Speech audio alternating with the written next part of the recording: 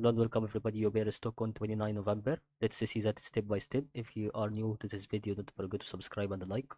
And let's go. So we went for another episode of the price. Okay. And since we want to see the actual price that we want, it's going to be returning back for the 0 and 1 Fibonacci level here.